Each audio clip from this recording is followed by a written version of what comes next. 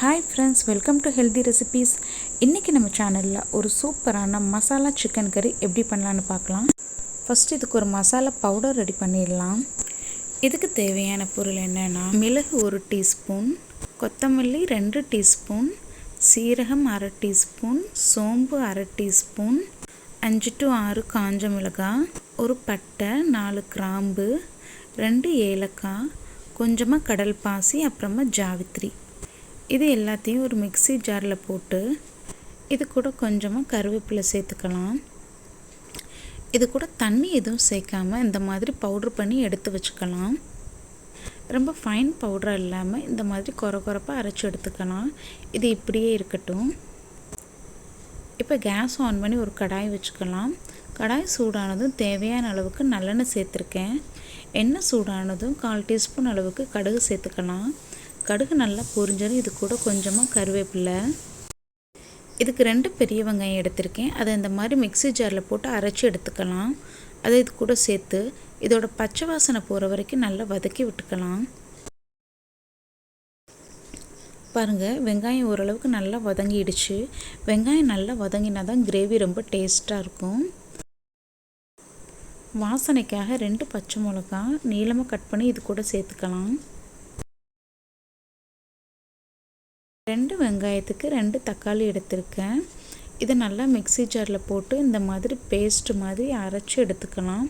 அது இது கூட சேர்த்து நல்லா வதக்கி விட்டுக்கலாம். வெங்காயம் தக்காளி நல்லா வதங்கினதுக்கப்புறமா இது கூட சிக்கன் சேர்த்துக்கலாம். நான் இன்றைக்கி 3/4 கிலோ சிக்கன் எடுத்திருக்கேன். இதை மஞ்சள் பொடி உப்பு போட்டு நல்லா சுத்தம் பண்ணி எடுத்து வச்சுருக்கேன். அதை இது கூட சேர்த்து நல்லா மிக்ஸ் பண்ணிக்கலாம்.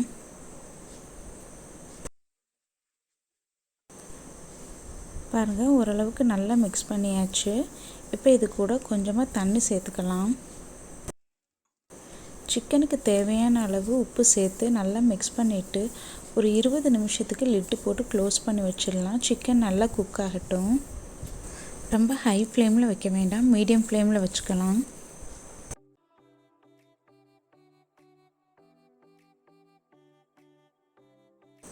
இப்போ ஓப்பன் பண்ணி பார்க்கலாம். சிக்கனில் இருந்த தண்ணி எல்லாம் வெளியில் வந்துடுச்சு. சிக்கனும் நல்லா குக் ஆகிடுச்சு. இப்போ இது கூட நம்ம பவுட்ரு பண்ணி வச்சுருக்க மசாலாவை சேர்த்துக்கலாம்.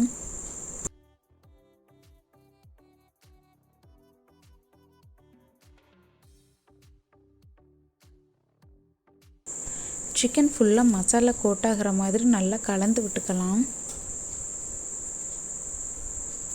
இது கூட கொஞ்சமாக தண்ணி சேர்த்து நல்லா மிக்ஸ் பண்ணிவிட்டு மறுபடியும் ஒரு 5 நிமிஷத்துக்கு லிட்டு போட்டு க்ளோஸ் பண்ணி வச்சிடலாம். சிக்கன் மசாலா ரெண்டும் சேர்ந்து நல்லா குக் ஆகட்டும்.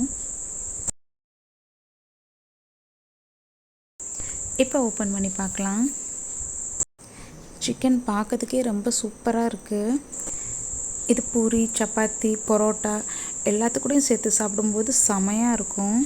உங்களுக்கு கிரேவி இன்னும் நல்லா ட்ரையாக வேணும்னு நினச்சிங்கன்னா மறுபடியும் ஒரு 5 நிமிஷத்துக்கு லிட்டு போட்டு க்ளோஸ் பண்ணி வச்சுடுங்க. சிக்கன் கறி இன்னும் சூப்பராக இருக்கும்.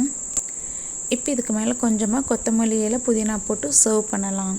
ஃப்ரெண்ட்ஸ், கண்டிப்பாக நீங்களும் இந்த ரெசிபியை உங்கள் வீட்டில் ட்ரை பண்ணி பாருங்கள்.